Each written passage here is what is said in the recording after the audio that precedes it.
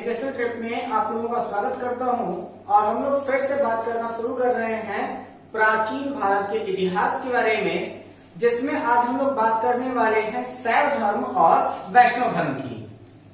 हमारे वादे के मुताबिक हम आपसे सबसे पहले उन 10 प्रश्नों के बारे में आपसे पूछना चाहेंगे, उनकी जानकारी लेना चाहेंगे, जिनमें से 5 प्रश्नों के उत्तर आपको आज के लेक्चर में मिलेंगे और 5 प्रश्नों के उत्तर आपको इसके पहले किसी वीडियो के लेक्चर में है, जिसकी लिंक आपको डिस्क्रिप्शन बॉक्स में दे दी जाएगी।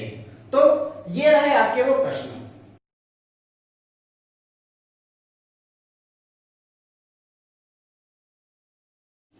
आइए बात करते हैं हम लोग शैव धर्म के बारे में।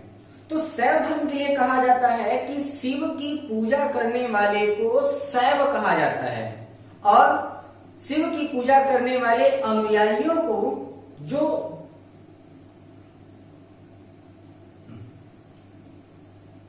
तो आइए हम लोग देखते हैं शैव धर्म के बारे में। तो शैव धर्म के बारे में कहा जाता है कि शिव की पूजा करने वाले को शैव कहा जाता है और उनके अनुयायी जिस धर्म का पालन करते हैं उसे शैव धर्म कहते हैं।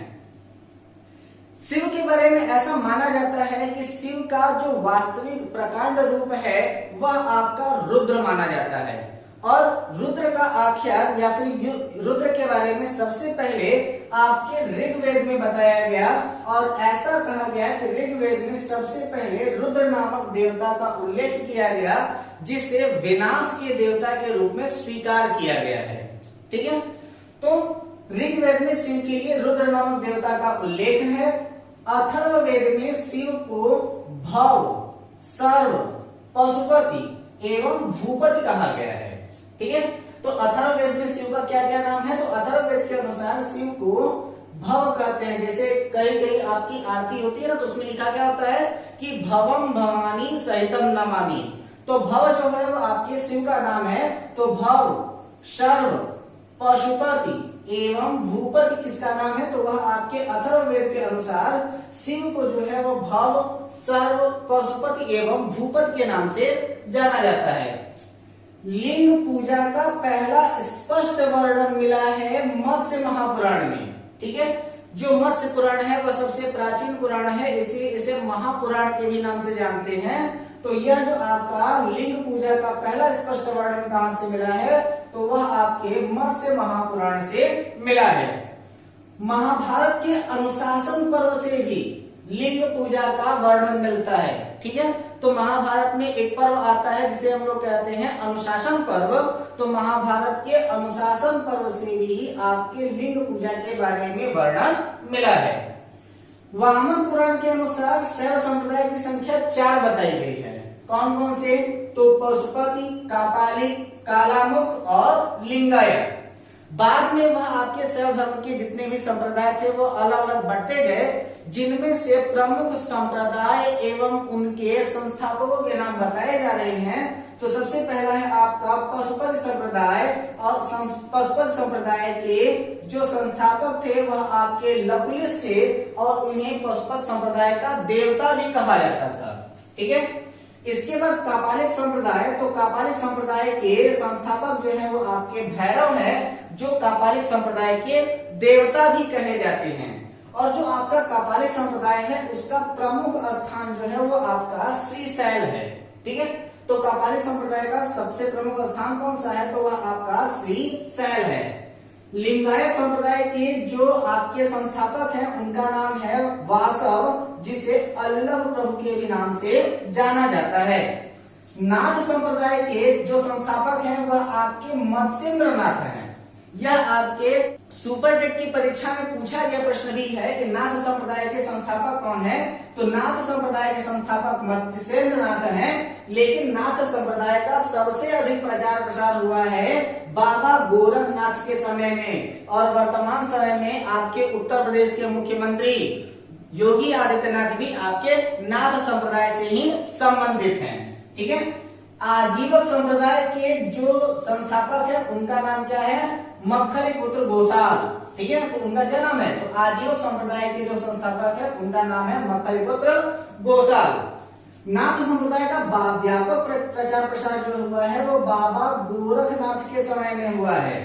और एलोरा के प्रसिद्ध कैलाश मंदिर का निर्माण राष्ट्रकूटों ने करवाया था। यह भी प्रश्न बहुत ज्यादा इंपॉर्टेंट है और यह पूछा भी गया प्रश्न है कि एलोरा के प्रसिद्ध कैलाश मंदिर का निर्माण किसने कराया। तो एलोरा के प्रमुख जो प्रसिद्ध आपका कैलाश मंदिर है उसका निर्माण राष्ट्रकूटों ने कराया था। चोल शासक राजराज प्रथम ने तंजौर में प्रसिद्ध राजराजेश्वर शैव मंदिर का निर्माण कराया, जिसे बृहदीश्वर मंदिर के ही नाम से जाना जाता है। इंपॉर्टेंट क्वेश्चन है और ये आपका पूछा भी गया क्वेश्चन है कि बृहदीश्वर मंदिर का निर्माण किसने कराया है। तो बृहदीश्वर मंदिर का निर्माण कराया है कौन? चोल शासक राजराज प्रथम ने, जो कि तंजौर में है और उसे राजराजेश्वर मंदिर के भी नाम से जानते हैं या फिर राजराजेश्वर शैव मंदिर के ही नाम से जाना जाता है। कुषाण कालीन जो सिक्के हैं उन कुषाण कालीन सिक्कों पर शिव एवं नंदी का एक साथ अंकन हुआ है। यह भी प्रश्न इंपॉर्टेंट है और पूछा गया ये प्रश्न है कि शिव और नंदी का एक साथ अंकन कहां पर मिलता है। तो कुषाण कालीन शासकों की मुद्रा पर जो है वह आपका शिव एवं नंदी का एक साथ अंकन मिलता है। लगभग 9वीं शताब्दी में विश्वनाथ मंदिर कहां? वाराणसी। तो लगभग 9वीं शताब्दी में विश्वनाथ मंदिर का निर्माण गांगेय शासक कर्णदेव ने करवाया था। ठीक है, तो विश्वनाथ मंदिर का निर्माण किसने कराया? तो विश्वनाथ मंदिर का निर्माण कराया है 9वीं शताब्दी में किसने? गांगेय शासक कर्णदेव ने। तो गांगेय शासक कर्णदेव ने लगभग 9वीं शताब्दी में विश्वनाथ मंदिर का निर्माण कराया है। ठीक है, अब हम लोग बात करते हैं आपके वैष्णव धर्म की, और वैष्णव धर्म की जानकारी मिलती है उपनिषदों से। ठीक है, तो यह भी प्रश्न पूछा जाता है कि वैष्णव धर्म की जानकारी कहां से मिलती है। तो वैष्णव धर्म की जानकारी मिलती है उपनिषदों से। वैष्णव धर्म के प्रवर्तक कौन है, या फिर वैष्णव धर्म के संस्थापक कौन है, या फिर वैष्णव धर्म के प्रधान देवता कौन है। तो इन सभी का उत्तर है आपके भगवान श्री कृष्ण। ठीक है, तो जो आपका वैष्णव धर्म है उस वैष्णव धर्म के जो संस्थापक हैं उन्हें भगवान श्री कृष्ण के नाम से जाना जाता है। और भगवान श्री कृष्ण का सबसे पहले जो उल्लेख मिला था वो छंदोग्य उपनिषद से मिला था। ठीक है, तो भगवान श्री कृष्ण का उल्लेख सबसे पहले छंदोग्य उपनिषद में मिला, जिसमें उनकी पहचान देवकी पुत्र के रूप में और अंगिरस के पुत्र के रूप में किया गया। ऐसा माना जाता है कि महर्षि अंगिरस जो हैं वह भगवान श्री कृष्ण के गुरु थे और उनको देवकी पुत्र या फिर देवकी सुत के रूप में उनकी पहचान की गई थी। ऐसा माना जाता है कि जब जब हो धर्म की हानि बढ़े अधम असुर अभिमानी, उसी के लिए आपके गीता में भी भगवान श्री कृष्ण जी ने कहा गया है कि यदा यदा हि धर्मस्य ग्लानिर्भवति भारतः अभ्युत्थानम् अधर्मस्य तदात्मानं सृजाम्यहम् परित्राणाय साधूनां विनाशाय च दुष्कृतां धर्म संस्थापनार्थाय संभवामि युगे युगे। उसी लिए भगवान श्री कृष्ण ने पहली बार विराट स्वरूप में अर्जुन से आपके कुरुक्षेत्र हरियाणा में विराट रूप धारण करने के बाद उन्होंने ये कहा था कि जब जब पृथ्वी के ऊपर असत्य की विजय होना प्रारंभ हो जाती है, धर्म का लोप प्रारंभ हो जाता है, उस समय धर्म की रक्षा करने के लिए मेरा अवतार होता है। और इसके आधार पर बताया गया भगवान विष्णु के 10 अवतार है। ठीक है, कई जगहों पर भगवान के 24 अवतारों के बारे में भी जानकारी मिलती है, लेकिन जो भगवान के 10 प्रिय अवतार है वह प्रिय अवतार है आपके मत्स्य, कूर्म, वारा, नृसिंह, वामन, परशुराम, राम, बलराम, बुद्ध और कल्कि। ठीक है, तो सबसे पहले बात आती है किसकी? मत्स्य अवतार की। तो मत्स्य अवतार के बारे में यह कहा जाता है कि इस पृथ्वी के पर जब सबसे पहले महाप्रलय आया या फिर जब जब पृथ्वी के ऊपर महाप्रलय आता है तो भगवान विष्णु इस पृथ्वी के ऊपर जो सबसे ज्यादा प्रतापी राजा होता है, जो धर्म के अनुसार धर्म का अनुसरण कर रहा होता है, उसके सहित सप्त ऋषियों की रक्षा करते हैं। साथ ही साथ इस पृथ्वी के ऊपर नए जीवन को उत्पन्न करने के लिए जीवन बीज रसों की भी रक्षा के लिए भगवान विष्णु मत्स्य अवतार ग्रहण करते हैं। इसके पश्चात बात आती है आपके कूर्म अवतार की। तो कूर्म अवतार के बारे में यह बताया गया कि जिस समय देवासुर संग्राम हुआ, उस देवासुर संग्राम को रोकने के लिए नारद जी के प्रस्ताव पर देवताओं और असुरों ने मिलकर के समुद्र मंथन किया, और उस समुद्र मंथन के समय में मंदारगिरी को मथानी बनाई गई और रस्सी के लिए वासुकी नाग का प्रयोग किया गया। और ऐसे समय में जब मंदारगिरी समुद्र में धंसने लगा तो उस मंदारगिरी को आधार देने के लिए भगवान विष्णु ने कूर्म का अवतार ग्रहण किया है। ठीक है, इसके पश्चात ये भी कहा जाता है कि कूर्म अवतार के पश्चात ही भगवान ने मोहिनी अवतार भी ग्रहण किया है, लेकिन वो भगवान के 10 अवतार के अंदर नहीं आता है। इसके बाद है आपका वाराह और नृसिंह, और ये दोनों भगवान के प्रिय अवतार इसलिए माने जाते हैं क्योंकि जो वाराह अवतार और नृसिंह अवतार है वह 2 भाइयों के वध के लिए हुआ। हिरण्यकश्यप और हिरण्याक्ष 2 भाई थे, जिनमें से हिरण्याक्ष ने पृथ्वी को ले जा करके पाताल के अंदर छुपा दिया था, जिसमें पृथ्वी के उद्धार के लिए भगवान विष्णु ने वाराह अवतार का धारण किया। नृसिंह में जो आपका हिरण्यकश्यप था वह अपने भाई हिरण्याक्ष की मृत्यु से इतना ज्यादा दुखी हो गया था कि वह विष्णु का द्रोही हो गया, और हिरण्यकश्यप का ही पुत्र प्रहलाद जो था वो विष्णु का बहुत बड़ा भक्त था, जिसके पश्चात जो हिरण्यकश्यप था उसको मारने के लिए भगवान विष्णु ने नृसिंह अवतार ग्रहण किया है। वामन अवतार के बारे में बताया जाता है कि जिस समय में बलि अश्वमेध यज्ञ कर रहा था तो ऐसा माना जाता है कि 100 अश्वमेध यज्ञ करने के पश्चात उसे इंद्र के पद की प्राप्ति हो जाती, जिसे रोकने के लिए उसके 99 अश्वमेध यज्ञ पूर्ण होने के पश्चात 100वें अश्वमेध यज्ञ के लिए जैसे ही राजा बलि ने संकल्प लिया, इसके पश्चात उसने ब्राह्मणों को दान देना प्रारंभ किया, और उस समय में भगवान वामन का अवतार हुआ। जब वह वामन का अवतार एक छोटे से बालक का अवतार लेकर के राजा बलि के पास गए और उनसे 3 पग भूमि का संकल्प कराया, और उसके पश्चात उन्होंने बलि के सर्वस्व को 3 पग में ही नाप लिया। इसके पश्चात बात आती है परशुराम की, और परशुराम जो है वो ऋषि जमदग्नि के पुत्र थे। ठीक है, तो ऋषि जमदग्नि के पुत्र होने के साथ साथ इन्होंने 21 बार पृथ्वी को निछत्र किया था, और इसके पश्चात बार बार उन्होंने इस पृथ्वी को निछत्र करके अपने गुरु कश्यप जी को इस पृथ्वी का दान कर चुके थे। इसके पश्चात कश्यप जी ने उन्हें ये कहा कि तुम इस पृथ्वी पर यानी कि मेरे राज्य में नहीं रह सकते हो, जिसके पश्चात परशुराम जो है वो महेंद्रगिरी पर्वत पर रहते हैं। और ऐसा माना जाता है कि परशुराम का अवतार कार्य तब समाप्त होता है जब धनुष यज्ञ के समय में जनक दरबार में राम और परशुराम की आपस में भेंट होती है। उनकी भेंट होने के पश्चात परशुराम जी को यह पता चल जाता है कि उनके अवतार का काल पूरा हो चुका है। इसके पश्चात राम जो है वो अपनी सक्रिय भूमिका को निभाते हैं। परशुराम के बारे में यह भी कहा जाता है कि परशुराम जी एक बार अपने पिता की आज्ञा का पालन करने के लिए इन्होंने अपनी माता का भी वध किया था। इसके पश्चात बात आती है किसकी? भगवान श्री रामचंद्र की। और यहाँ पर एक छोटी सी बात मैं आप लोगों को क्लियर कर देना चाहूंगा कि कई जगहों पर भगवान के 10 अवतारों में बलराम का नाम आता है और कहीं पर कृष्ण का नाम आता है। ठीक है, तो जैसा आपके पास ऑप्शन रहेगा वैसा आप लोग कार्य करेंगे। ठीक है, तो सबसे पहले हम लोग बात करते हैं भगवान श्री रामचंद्र जी की। ऐसा माना जाता है कि भगवान श्री राम भगवान विष्णु के प्रिय अवतारों में से एक हैं, जो भगवान विष्णु के 14 कलाओं के साथ अवतीर्ण हुए थे। भगवान रामचंद्र जी अपने पिता की आज्ञा को मानने के लिए 14 वर्ष तक वन में बिताया, और ऐसा कहा जाता है कि वही वन में बिताया हुआ 14 वर्ष उन्हें राम से भगवान राम मर्यादा पुरुषोत्तम भगवान श्री राम बना दिया।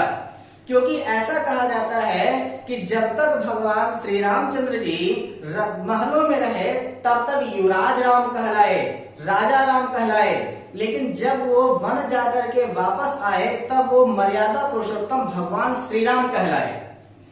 बात करते हैं हम अपने बलराम और कृष्ण की, तो ऐसा माना जाता है कि बलराम जो है वो शेषनाग के अवतार है। राम के अवतार में शेष के अवतार लक्ष्मण थे, और कृष्ण अवतार में जो आपके शेष के अवतार हैं वह आपके बलराम बताए जाते हैं। लेकिन कई जगहों पर ऐसा माना जाता है कि भगवान श्री रामचंद्र जी की तरह हो सकता है कि भगवान विष्णु कृष्णावतार में भी अग्रज के ही रूप में जन्म लिए होंगे, इसलिए वहां पर बलराम को विष्णु का अवतार बता करके श्री कृष्ण को ब्रह्म का अवतार बता दिया जाता है। लेकिन कई जगह पर ऐसा ही मिला है कि जो कृष्ण है वह आपके विष्णु के अवतार हैं और जो बलराम है वह आपके शेष के अवतार बताए जाते हैं, यानी कि शेषनाग के अवतार बताए जाते हैं। इन दोनों लोगों के अपने अपने महत्व थे, जिनमें से भगवान श्री कृष्ण के बारे में कहा जाता है कि इन्होंने अवतार ग्रहण किया था कंस का वध करने के लिए। इसके पश्चात इन्होंने कई सारे आतताइयों का वध किया। साथ ही साथ महाभारत जैसे महाविनाशक युद्ध में यह अर्जुन के सारथी बने, और जब अर्जुन युद्ध करने से मना कर दिया तो उस समय में ही इन्होंने कुरुक्षेत्र में गीता का उपदेश दिया, जो हिंदुओं का सबसे ज्यादा पवित्र ग्रंथ माना जाता है। इसके पश्चात भगवान बुद्ध के बारे में आपको मैंने अपने पिछले वीडियो में बताया, जब हमने आपको बौद्ध धर्म के बारे में बताया, और ऐसा कहा जाता है कि भगवान विष्णु का अभी कल की अवतार होना बाकी है। ठीक है, अब हम लोग बात करते हैं कि जो आपके गुप्त काल में विष्णु का वाराह अवतार प्रसिद्ध था। ठीक है, ऐसा प्रश्न कई बार पूछा गया है कि गुप्त काल में भगवान विष्णु का कौन सा अवतार प्रसिद्ध था, तो गुप्त काल में विष्णु का वाराह अवतार प्रसिद्ध था। वैष्णव धर्म से संबंधित कुछ महत्वपूर्ण संप्रदाय और उनके आचार्य इस प्रकार हैं। तो आपके वैष्णव संप्रदाय, उनका मत जो था वो है आपके विशिष्टाद्वैत का मत था, और उसके आचार्य हैं रामानुज। ब्रह्म संप्रदाय का जो मत था वह द्वैत मत था, और उसके आचार्य हैं आनंद तीर्थ। इसके बाद है आपका रुद्र संप्रदाय। तो रुद्र संप्रदाय का मत है आपका शुद्धाद्वैत, और इसके आचार्य हैं वल्लभाचार्य। इसके बाद है आपका सनक संप्रदाय। तो सनक संप्रदाय का मत है द्वैताद्वैत, और इसके जो आचार्य हैं वह आपके निम्बार्क। प्रमुख संप्रदाय जो अन्य है, उनके संस्थापक और उनसे संबंधित महत्वपूर्ण पुस्तकों के बारे में हम बात करें तो सबसे पहले है आपका बर्दरी संप्रदाय। उसके संस्थापक जो है वो आपके नामदेव हैं, और इनके बारे में किसी भी पुस्तक का उल्लेख नहीं मिलता है। इसके बाद है आपका श्री वैष्णव संप्रदाय, और इस श्री वैष्णव संप्रदाय के संस्थापक जो है वो आपके रामानुज जी हैं। इनकी पुस्तक का नाम है ब्रह्मसूत्र। इसके बाद है आपका परमार्थ संप्रदाय। परमार्थ संप्रदाय के संस्थापक जो है वो आपके रामदास हैं, और इनकी पुस्तक का नाम है दास बोध। इसके बाद है आपका रामभक्त संप्रदाय, और इस रामभक्त संप्रदाय के संस्थापक जो है वो आपके रामानंद जी हैं, और इनकी पुस्तक का नाम है आध्यात्म रामायण। ठीक है, दक्षिण भारत में वैष्णव धर्म के अनुयायियों को अलावर कहा जाता है। यह भी प्रश्न इंपॉर्टेंट है, और यह पूछा गया भी प्रश्न है कि दक्षिण भारत में वैष्णव धर्म के अनुयायियों को क्या कहा जाता है। तो दक्षिण भारत में वैष्णव धर्म के अनुयायियों को आलवर के नाम से जाना जाता है। ठीक है, आलवर के नाम से जाना जाता है। ठीक है, हम आशा करते हैं आपको हमारी यह वीडियो पसंद आई होगी। अगर आपको हमारी यह वीडियो पसंद आई हो तो हमारे इस वीडियो को लाइक करें, अपनी राय हमारे कमेंट बॉक्स में दें, तथा हमारे इस चैनल को अगर अब तक भी आपने सब्सक्राइब नहीं किया है तो प्लीज हमारे इस चैनल को सब्सक्राइब करें, तथा बेल आइकन जरूर दबा दें, ताकि हमारी हर एक नोटिफिकेशन आपको सबसे पहले मिलती रहे। इस वीडियो को ज्यादा से ज्यादा लोगों को शेयर करें। अभी आपको यहाँ पर वह 10 प्रश्न एक बार फिर से दिखाई दे जाएंगे, जिनके बारे में आपको उत्तर ढूंढना है।